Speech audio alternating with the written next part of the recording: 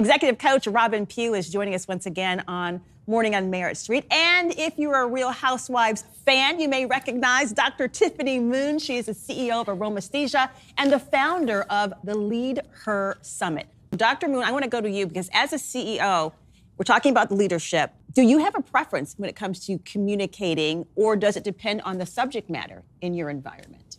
I mean, it definitely depends on the subject matter. If something is truly urgent, like someone's trying to register and the website is down, I'm going to call or get a text message. But if it's information transfer that's not urgent, that can be in an email. We have a Slack channel for different aspects, social media, website, general things, registration.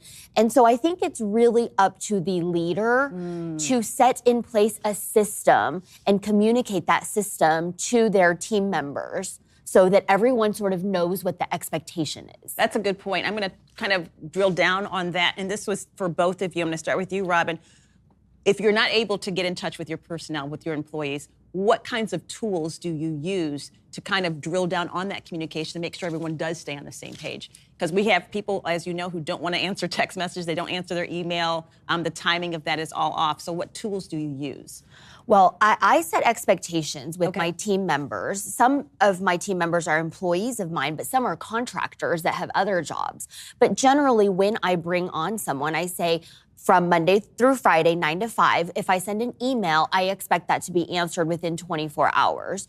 If it's during normal working hours and I have an urgent issue, I expect you to answer your phone. I mean, this sort of people don't answer messages, like, that's not acceptable. Like, we need to set an expectation that when you work for me, during regular business hours, I expect you to answer. Now, if you have a communication preference, like you like Slack, you like text messages, you like Discord, we can talk about that. Yeah, right. But whatever communication you prefer, you are expected to answer back. I like the way that sounds. This is refreshing. It is so great. I mean, Tiffany is giving you a textbook example of what a leader should be doing, which is setting clear expectations.